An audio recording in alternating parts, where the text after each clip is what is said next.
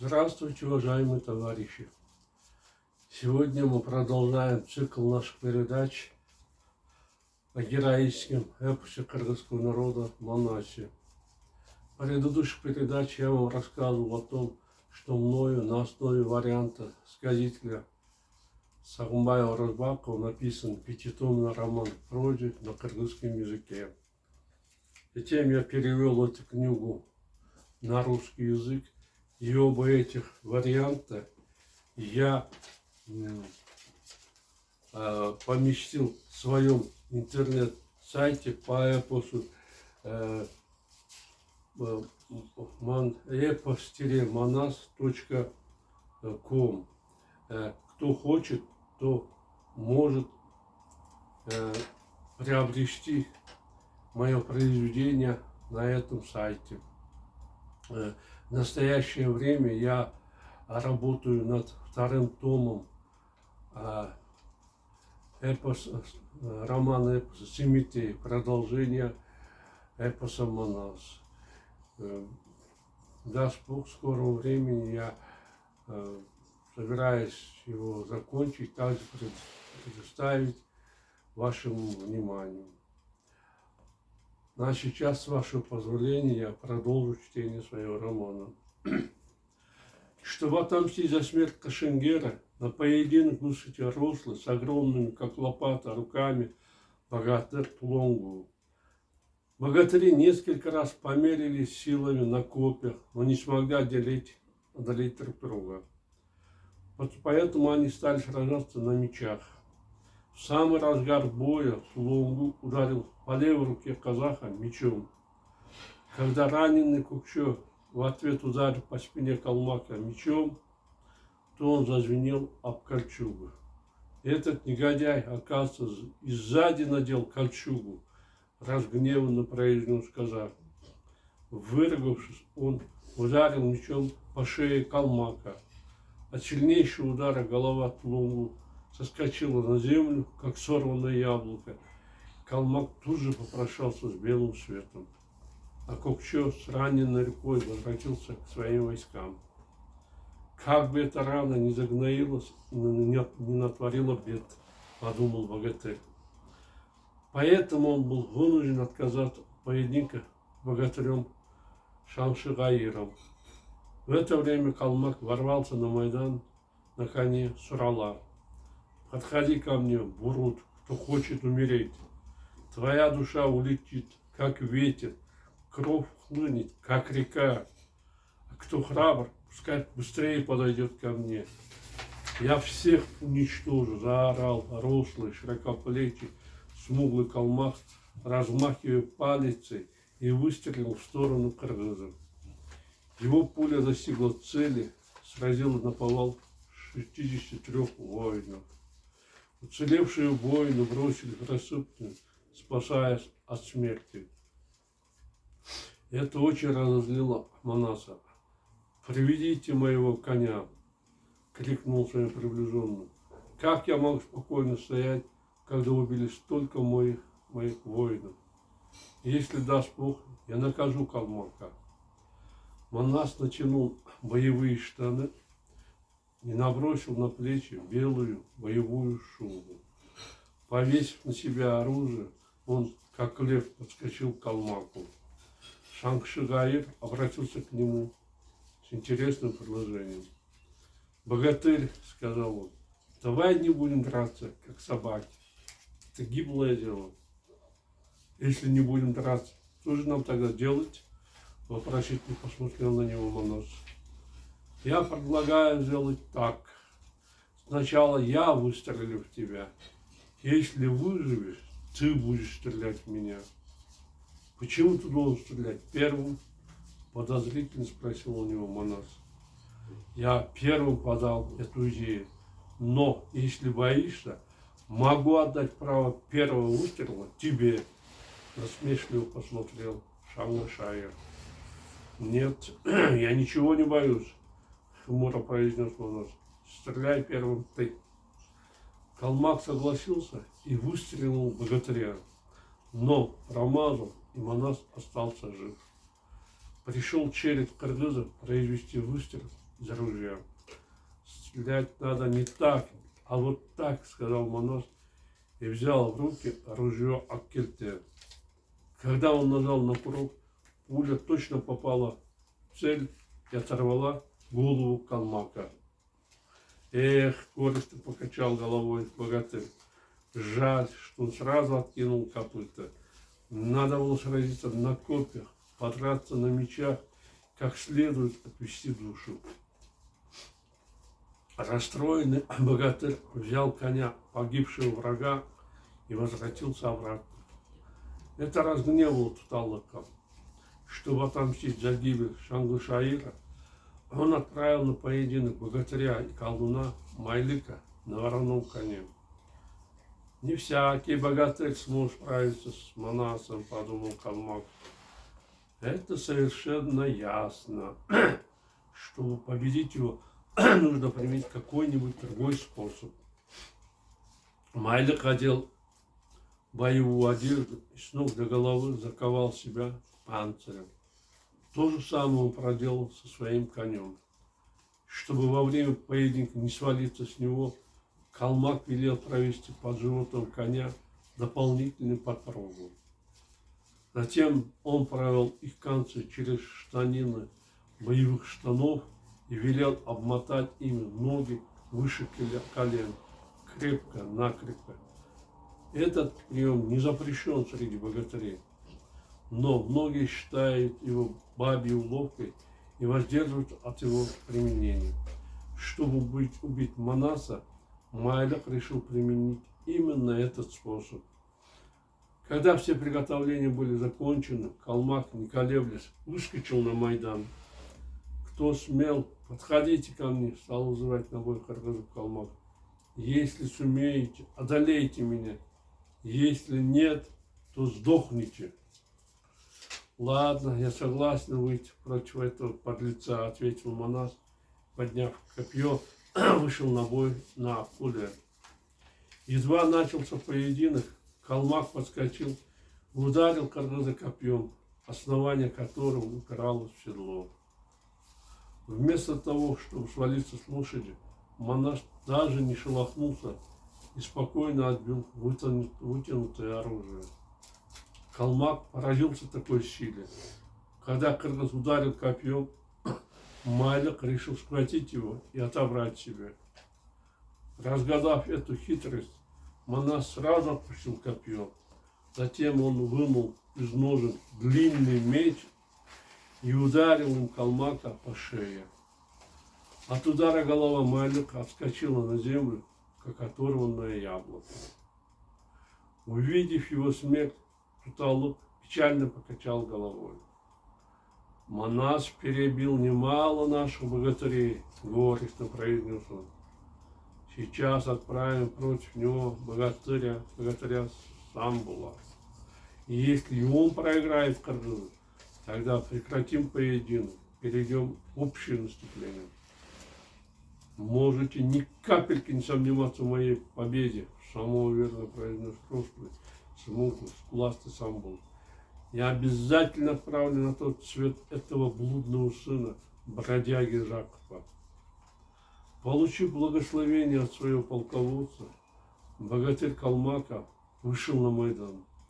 Он несколько раз сразился с Манасом на копьях и мечах, но ни один из них не смог достичь победы. Этот калмак действительно очень сильный богатырь, уважительно подумал про себя Манас, обливаясь потом. Я никак не могу одолеть его, хотя мы сражаемся уже достаточно долго. Он прекрасно владеет копьем и мечом, поэтому придется проверить его силу другим способом. Богатырь бросил на землю свой меч и ударил палицей по голове калмака. Когда Самбул грохнулся с коня на землю, Манас пленил его и отвел к своим войскам. Это привело в неописуемую ярость Туталыка. Кто этот дьявол, который победил всех наших богатырей? Гневно заорал он. Проглотив эту чанту, не дав ему вернуться обратно. Всем в атаку. Когда калмаки помчались к кыргызам, с криками «Чага-чага! Пайна-пайна!».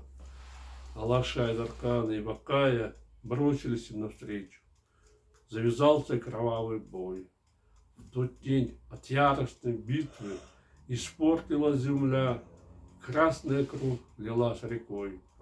Алаши стали теснить калмаков к горам, громить их. Жестокая схватка непрерывно продолжалась 3 дня и 3 ночи. Кони падали замертво, осклабив плуги, а на земле валялись молодцы с лихо закрученными усами.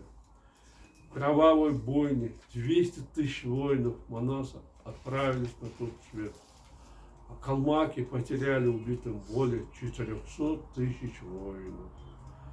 На 4-й день обе армии вечером прекратили бой, чтобы передохнуть. Калмаки остались в безвыходном положении. У них погибло более половины армии.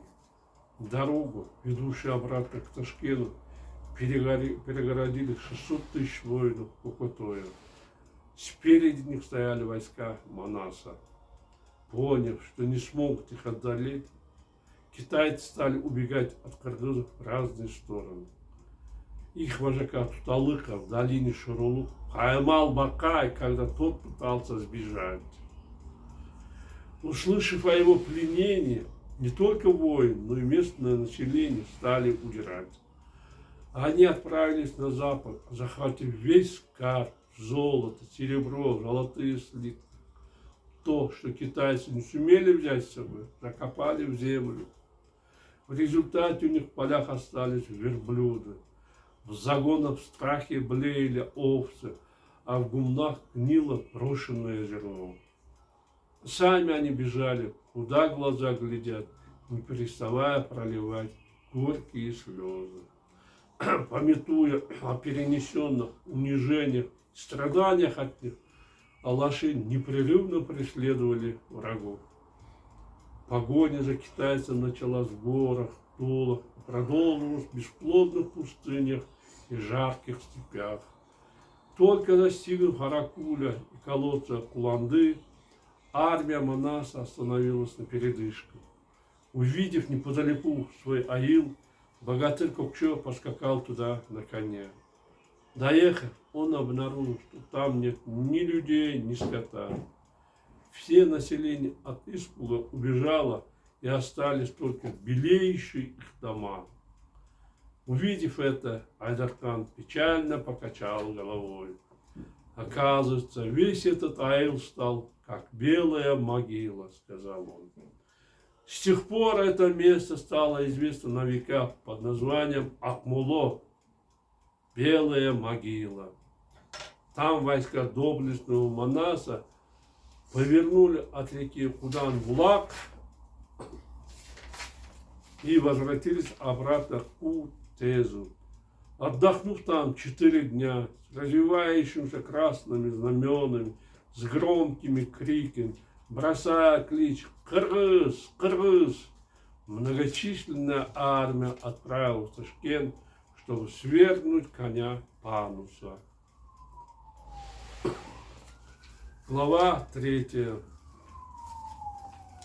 Как Манас победил хана Пануса. В городе Ташкенте, который так стремились завоевать войска Манаса, в это время царило спокойствие. Жизнь проходила своим чередом. На вещевых рынках города были расставлены в торговых рядах прибывшие из 4 сторон света драгоценные материалы, дорогая одежда. Здесь же продавалась разукрашенная разными рисунками и орнаментами посуда, сделанные из золота, серебра, кольца, серьги, ожерелья, вызывая невольное восхищение.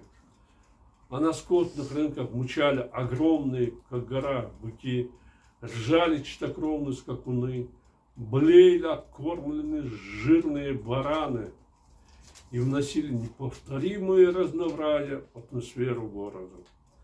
В кривых каменных улицах Ташкента полным-полно спешащих по своим делам горожан, воинов, скачущих на резвых лошадях, повозок крестьян, прибывших на базар, чтобы распродать выращенный урожай овощей и фруктов. Но каждому внимательному человеку было ясно, что эта тишина непостоянна и обманчива. Как только горожане услышали о том, что кыргызы направляются в Ташкент, они потеряли покой и сон. Не зная, какое будущее ждет их, горожане начали заранее предпринимать необходимые меры предосторожности. Это доказывает и то, что на улицах города увеличилось количество стражников с длинными копьями, а торговые лавки закрывались раньше обычного. После захода солнца заметно поубавилось число отдыхающих в караван-сараях и других злачных местах. Поддался такому унылому настроению и хан Панус, среднего роста, скуластый, смуглый, полноватый мужчина. Он находился в выстроенном из камня дворце, расположенном в центре города и окруженном высоким длинным забором. Чтобы успокоить насмерть перепуганных подданных, он дал приказ принять необходимые действия к предстоящей войне. Через некоторое время хан проверил исполнение его указаний и убедился, что сделано все, чтобы не дать врагу ворваться в город. Это успокоило Пануса. Одетый в красный халат, красные сапоги на высоких каблуках, подпоясанный широким черным ремнем, с золотой короной на голове, он важно восседал на золотом троне в своем дворце. Стояло лето, было очень жарко, поэтому хан приказал открыть все окна и двери помещения.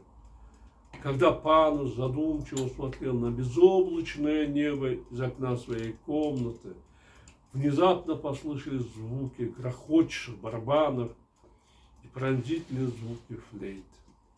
Хана, не понявшим, что происходит, внезапно убежал рослый, рыжий, худощавый колдун Туралык. Он сообщил, что с оглушительным ревом и криками в город ворвались алаши. Услышав это, хан от страха свалился на землю и потерял сознание. Туралык в ужасе подбежал к нему. «Эх!» – печально произнес он, качая головой. «Если вы опрокинулись, едва услышав весть об алашах, как можете вытерпеть, когда увидите их самих?» Колдун с большим трудом привел хана в чувство, брызгая ему в лицо воду. «Проклятый мир!» – воскликнул пришедший в себя Панус. «Я лишился счастья, короны, престола. От войск, отправленных против алашей, до сих пор нет ни слуху, ни духу. Все мои богатыри и силачи исчезли без следа. Если бы я собрал всю рать, родился, смог бы одолеть Чанту». «Не печальтесь, повелитель», – стал утешать хана Туралык. «У нас много войск, мы легко одолеем алашей». «Откуда?» – уныло покачал головой огорченный хан. «Я с самого начала знал, что Чанту не сделает нам добра. Как им повезло! Я отправил против них 400-тысячное войско. Вместо того, чтобы победить врагов, до сегодняшнего дня от них нет никаких вестей. Наоборот, нас настигла беда, и кыргызы пришли к нам». Чтобы спастись от врагов, перепуганный Панус приказал повесить замки на ворота забора, окружавшего дворец.